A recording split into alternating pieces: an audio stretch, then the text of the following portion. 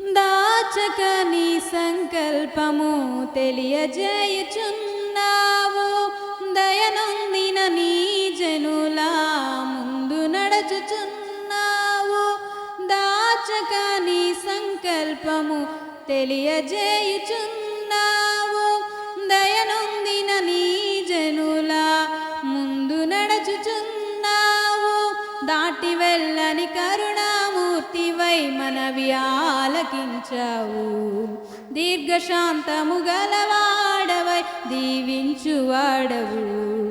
నీ దీవెన పరిమళ శ్వాసన, నీ ఘనతే స్థిరమైన సంపద. నీ దీవెన పరిమళ సువాసన, నీ ఘనతే స్థిరమైన సంపద.